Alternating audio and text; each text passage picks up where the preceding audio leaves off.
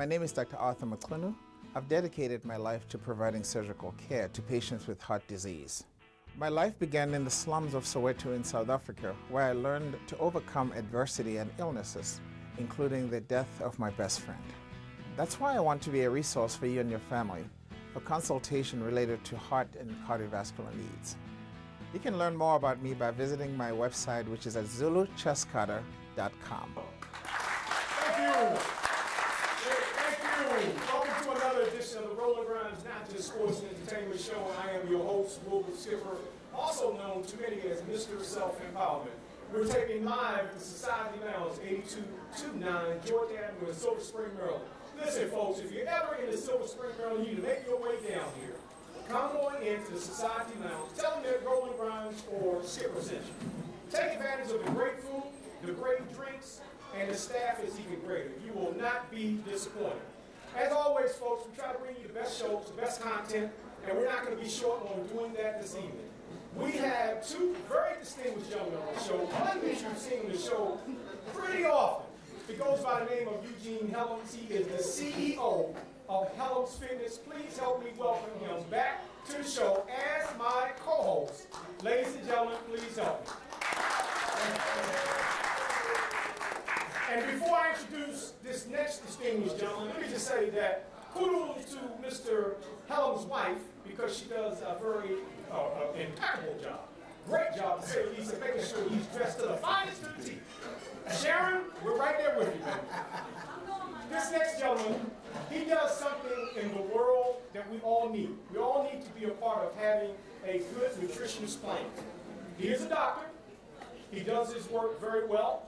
He does his work all over the world. Please help me welcome Dr. Tarik Harris, the nutritionist. Welcome. Now, there's a reason for having Eugene Helms on this set. Eugene Helms is going to make my job a lot easier because he's a professional fitness trainer. His clients have to not only work out, but they have to also make sure that they eat right foods.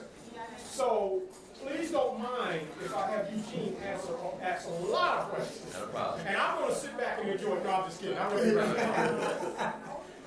Let's first start by letting our live audience and our viewing audience know the definition of what a nutritionist is. Let's define that. A nutritionist is an individual who, based on your dietary needs or your caloric intake for the day or the month or the year, we design a personalized program for you so you know exactly how many calories you're taking in per day, the exact ratio between protein, carbohydrates, and essential fat that's going to make you successful, it's going to fuel your body in the activity. Okay, now before Eugene jumps in, because I know Eugene is going to knock this out of the box. I'm already betting on Eugene. This is going to be an A+ show. Eugene's going to knock out the box. But before we get to the next question of Eugene, let me just paint a picture, and you tell me how a person is living. Okay. They eat fried foods twice a week. They eat very little vegetables. They drink very little water, but they think they're healthy. Are they healthy? Not at all. So if I came to you as a client, what would you suggest to me if I gave you that information about the way I'm living in terms of my eating habits and what my intake is every day? Okay. I'll first ask you which type of career you're into. Do you have a career where you're more mobile throughout the day or you're more sedentary throughout the day? In addition to that, I will ask you how many meals are you taking in a day? Because what people have to understand is your food is not about your calories, but your food is actually your fuel. And if you're not eating consistent meals, small portion meals throughout the day, it's like you're getting in a car with your gas light on, trying to make it from Silver Spring to Baltimore. You won't make it far. And what people need to realize is that calories has nothing to do with gaining weight. It's about fueling your body. When you give your body what it needs, it performs. When you undereat or you overeat, that's the problem. And then you topple on the fact that you're not active. Yeah. It's just a recipe for disaster. Right. Okay, Gene. Let's deal with as far as the eating portion. Okay. And let's look at the aspect as far as your 9 to 5 work. And oftentimes people have to have desk jobs. They don't eat the right portion of food during the time that they're at work. Could you explain to people as far as what type of food that they should eat as far as supplement meals or as far as those meals that you need to break between your 2 or 3 segment of food that you have to get within your total amount. As far as you like, as far as your nuts, your grains. Okay. That's how you go into it. Sure. Each individual person needs to have a balanced meal. Like, the importance of it is this: you should be eating 5 to 6 smaller meals a day. Exactly. And a lot of times, most people, whether they're trying to gain weight or lose weight, when I assess them, the first thing I ask them is, for 5 days, I want you to write a food journal. I want to know what you're eating, and I want to know what time you're eating, because that's important. I want to see what you're doing without my influence. Secondly, you have to look at the fact that if we're talking about giving your body what we call nutrient timing, you need to eat 5 meals a day. And a lot of times, if somebody's only eating once or twice a day, when I tell them that they need to eat 5 meals a day, their eyes get big. Yeah. Because they're equating me eating more frequently as there's more calories. Yeah. But what they should look at it is this: we should be eating 5 meals a day, smaller meals a day. You know this as a trainer yourself, and what you tell your athletes is that you want to have a breakfast. You want to have your 3 squares: your breakfast, your lunch, and your dinner. And then you want to have a morning snack and an afternoon snack. It's important because that's what gives your body fuel. Sure, absolutely. And if you're not eating consistently, again, it's like your gas lights on. And when you wait till your gas lights on, we tend to overeat. Absolutely. We tend to eat out of our portions, and we don't care what we're eating, because at that point you're going to say, I'm hungry. Yeah. So me telling you that you should have a salad at that particular time, or you should be snacking on some almonds or some nuts or a protein shake, you're going to look at me like, that's not what I want, because I'm hungry and I want what's in front of me. So now the preparation, the choice of eating healthy goes out the door, because now I'm hungry, my body's in starvation mode, so you just eat what's available. Great. Yeah. Now, let's look at this situation. You have a young lady or a young man that wants to lose weight, and sometimes people go into this fixation that in order for us to lose weight, we have to stop eating or eat less. Could you tell the people out there at home as far as why is it so important that you need to eat instead of not eating the necessary food so that you won't lose the weight? That's a good question I get all the time. A lot of people are into fad diets. They're into the Atkins diet, they're into the paleo diet, they're in the South Beach diet, the Cleveland Clinic diet, the grapefruit diet, and that's a temporary solution. Does it work? Yes, but it's temporary. I don't necessarily believe in diets as opposed to meal plan. It's a way of life. Choosing healthier habits so that way you can sustain it. If you don't, you'll lose it, you won't be able to maintain it because you're going to say this is too much work. So the key is you want to make sure that you're eating for your blood type, you want to eat for your body type, and you want to eat for your fuel that's going to help you get through the rest of the day. If you do not eat, a lot of times people want to say, I want to go no carbs. That is the fast way that you can lose weight. However, you need carbohydrates in your diet. Why? Because carbohydrates are your fuel source. Carbohydrates also help with brain functionality. So if you're depleting your body of carbs, if you're under eating, it makes it a lot harder for you to actually have the fuel to get through the particular day. In addition to that, you're eating not to lose weight, you're eating to fuel your metabolism. So by you trying to neglect your body and eating once or twice and saying, all I had is 2 meals a day, that's counterproductive. You are under eating. So instead of your body taking that food and burning it off, your body holds it and says, well, you know what, Skip, I don't know the next time you're going to eat again, so I'm going to hold on to that meal and I'm not going to burn it. As opposed to you, Eugene, who knows about eating, your body becomes a machine. So when you eat, your body burns it constantly as fuel, so that protein that goes to the muscle, those carbohydrates fuel your energy, so now throughout the day you have a lot of energy. Now, one of the things that disturbs me, and folks out there who are in our live audience, and also folks that are going to see the show, please, this is not personal, this is just something that I've witnessed. As a matter of fact, we're going to take a break. When we come back, I'm going to open it up with that question. Stay tuned, we'll be right back.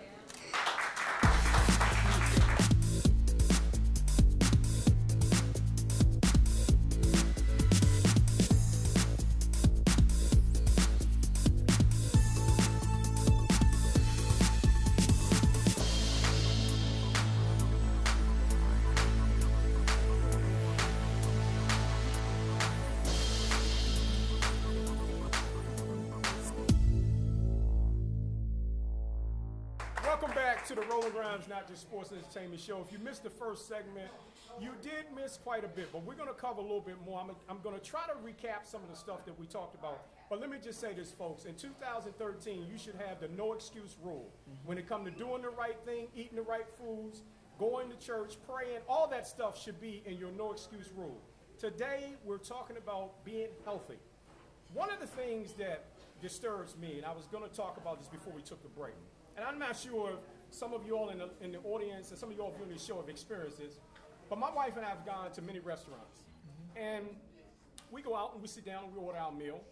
And I've noticed that a lot of people will order meals that, in my own opinion, probably is not healthy for them.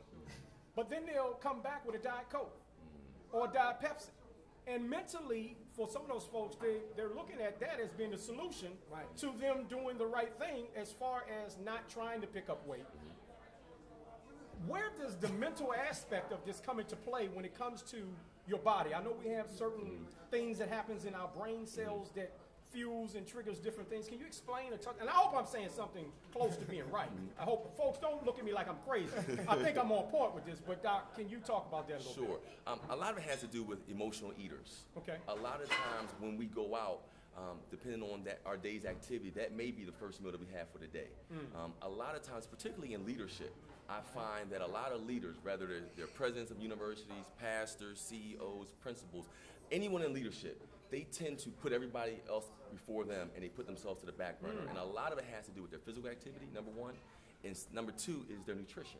So when they go out to eat, they get a chance to purge on foods that they don't normally eat. So what they should be doing is looking at their portion sizes. Yeah, absolutely. Okay, but they don't do that because at the end of the day, okay, I'll have this salad, then I'll have that fried food over there, and oh, you know what? Let me get that diet soda because now I'm going to watch my sugar. When in actuality, they should be accompanying that meal with some water.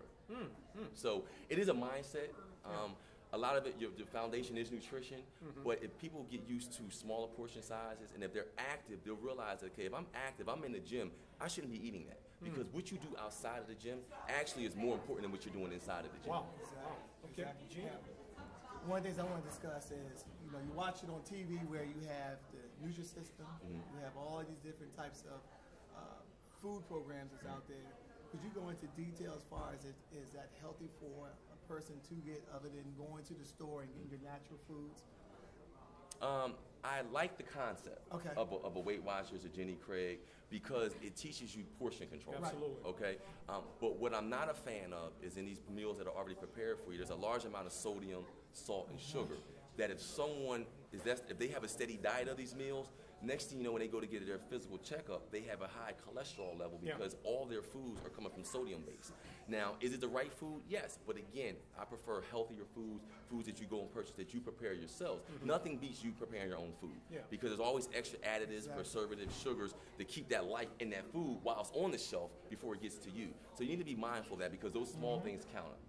Now, speaking of sugar, I know they had a lot of different topics on the news and also on the internet regarding sugar. Now, could you explain to the audience why sugar isn't a good conducive factor as far as your human body? Yes. Break that down.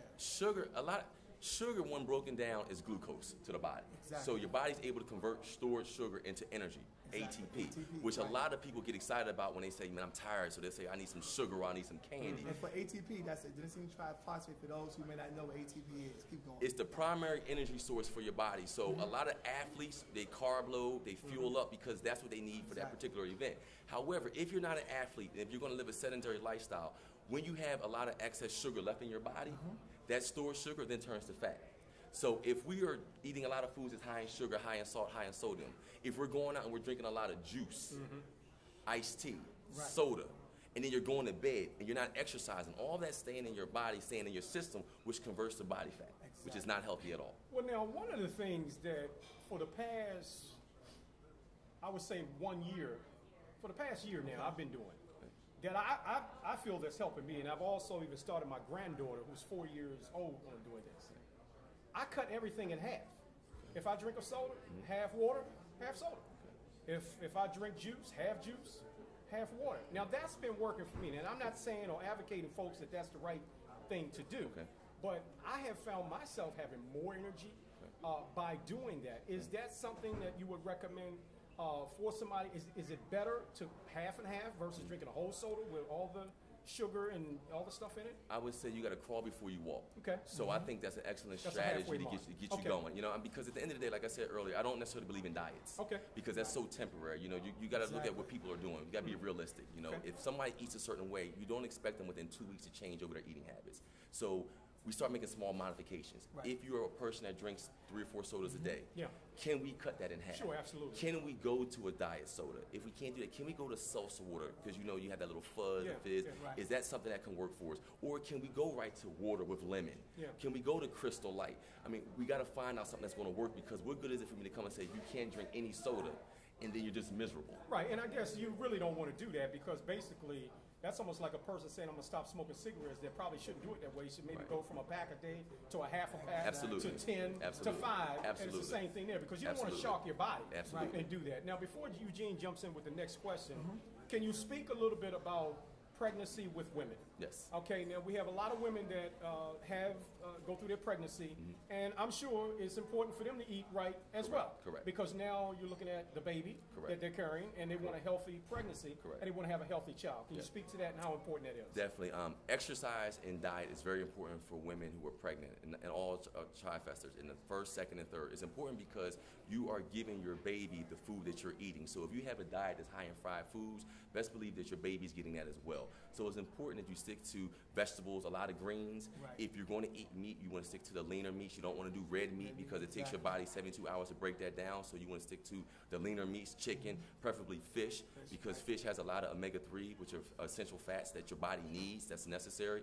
And then at the same time, making sure you stay hydrated. Water is very important. If you're not eating a lot of vegetables, if you're not drinking a lot of water, you can become dehydrated, as well as your baby can lack the vitamins that you get through the vitamins and vegetables.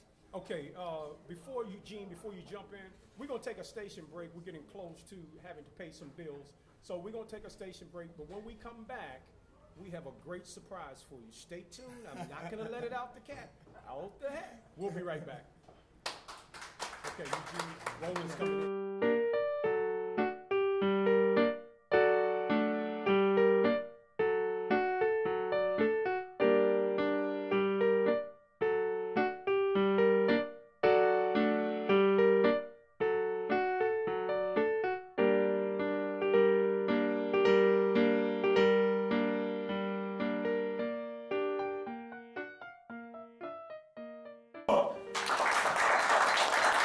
Welcome back to the Roland GRIMES, not just sports entertainment show. I'm Wilbur Skipper on steroids. He just took a break. From the set. I'm here to finish up with Dr. Tarik Harris and Mr. Eugene Helms. Dr. Harris, I know you're not ready for this, but while I was sitting at the restaurant bar having my chicken wings and my soda and getting ready to order my dessert, Fred, make sure you just do this in the camera. Is it in the camera? Yes, sir. Yes, sir. I'm sitting there and I'm looking at you, distinguished gentleman. Your voice is strong. Your pinstripes are working. I know the camera doesn't pick it up, but man, you got it going on. And you know what I was thinking as you were talking? I don't like you. You get it now? All right, now, it's not you personally I don't like. I just didn't like the fact while I was eating that 15th wing that you started talking about I needed to eat some veggies and drink some water and not eat as much fried food. That disturbs me for some reason. So look, I don't know if you're going to undisturb me, but let me ask you something. What the heck is wrong with you and why did you decide to get involved with the nutrition business, Dr. Harris? Well, I like you, man. All right. They just hit my chicken wing, man. Nah, man, keep down, I love you. I just don't like you a lot right now. So, go ahead, man, talk to me. Well, I think for me it started at a young age. In 4th grade, I wasn't always in fitness. Just put it to you like this. See, the dude's trying to say when he's in the 4th grade, he was fat, plump in the chunk. Well, I mean, yeah, I was. And in 4th grade, I was 127 pounds. Man, in 4th grade, I was 186. Never mind. Strike that from the record. Don't y'all go nowhere with it. Okay, so you call being overweight 127 pounds when you were 9 years old? Yes, because when I tried out for the football team at that age, they told me to wait until I got to middle school because trash bags weren't going to work for me. Oh, that's right. You had to sweat it all. Right, and because it was so much weight, they said you need to. That's not healthy. You need to wait till middle school. So that's when I kind of got upset about that, and I started playing soccer.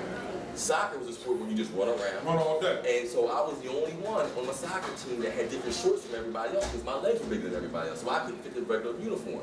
So for me, I was self-conscious about that. And I remember going to my father. I grew up in Philadelphia, and I said, "Dad, can we go to Philly? That's what's going on. City of brotherly love. Oh yeah, you grew up in Germantown. Tell the truth anyway. So you said, what did your father when you were in Philadelphia? I said I wanted to join the YMCA, and he said to me, "Can you do 10 push-ups?" I said, no. He said, well, we're not joining the gym until you're able to do 10 push-ups. So at the time, I thought that was the meanest thing. He crushed me.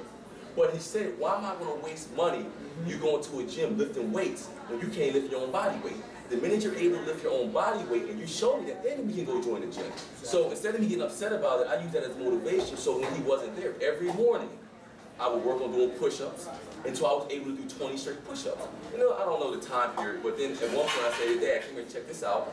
I went down, I dropped down, I think I was able to do 15 or 20 push-ups. He was proud, he was excited, hugged me. That very next day, he joined the YMCA. So for me, it started off as a little kid where I realized that I need to change how I look. I was watching ESPN one day. I saw a bodybuilding show come on. At that moment, I said, that's something I want to do. Now, did I think I was going to actually do that? Probably not. But it was something far removed from what I looked like that I wanted to do that. And, you know, 20 years later, I actually started doing it myself. So for me, fitness, I don't just look at it as a job. I actually look at it as a ministry. Because particularly in the African-American community, we invest in our careers, we invest in our homes, our vehicles, relationships, clothing, but we neglect our health. Until the doctor tells you that you need to get in shape, or you need to get a trainer, or you need to work out, or else. You're on this medication for your blood pressure, you're on this medication for your cholesterol, you're on this medication that has different steroids, so now it's a systemic effect. So instead of you just eating correctly and being active, you're taking care of your job, you put everybody before you, and you're neglecting your body. So I say, if you don't have your health, you can't make any wealth. You only get one life, it's not a dress rehearsal. So for me, it's bigger than just, okay, I go to the gym every now and then. For me, this is a way of life. So whether it's a 4-year-old, or a child that's in the 4th grade, or an adult, everybody can change their way of living, one day at a time.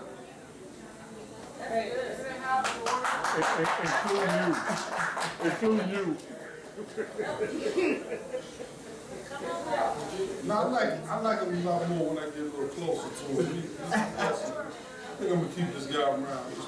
All right, look, man. When I went to the doctor, right, and they do the BMI thing, the body mass index, right? Right. Like it starts out in white, like everything starts out in white, right? It says you're underweight, and then it goes to like a shade of like yellow or something. It says, you know, you're closer to where you're supposed to be, and then it has like the optimal weight.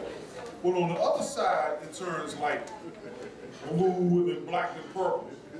So at the end of the body mass index chart, which is like right here, and it's purple, like the doctor said, son, you're like right over here, like on the wall. So they had to create another little chart for me. They had to create another little chart. Now, I'm trying to explain to the guy that I'm big boned. You know, I'm trying to explain to him. We said I've never seen a fat dinosaur, a fat skeleton or something. He said. But then I said, well, my family history, dude, what size jacket do you wear? Okay, now, self-disclosure, how much do you wear? Now, the last time I wore a 46 jacket, I was like 290.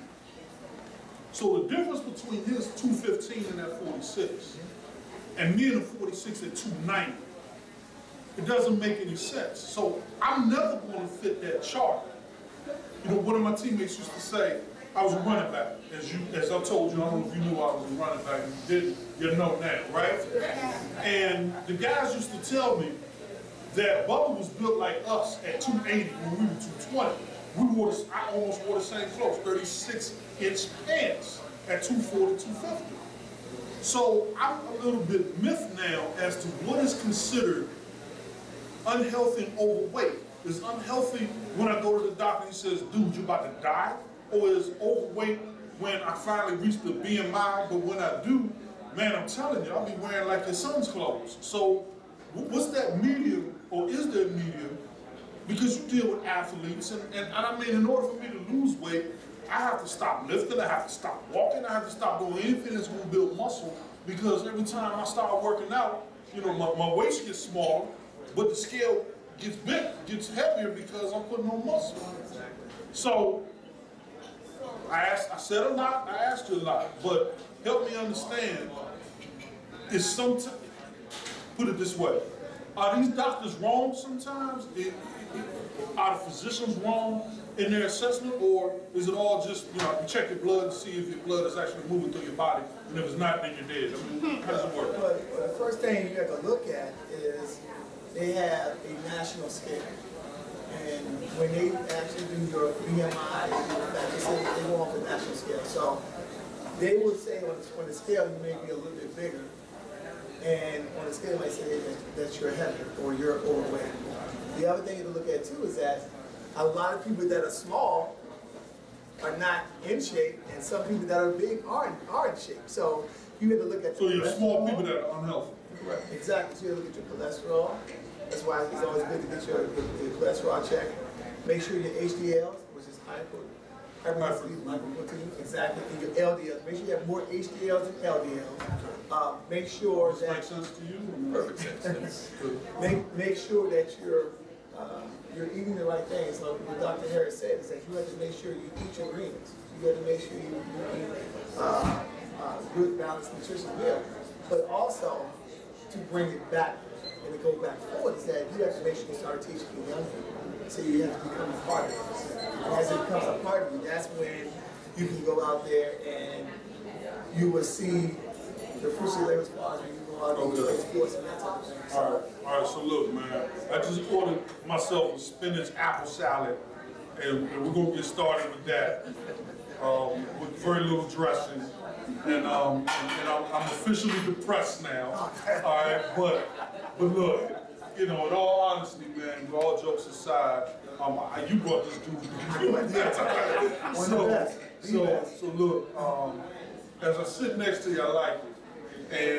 And I'd like for you to come back. Is that doable?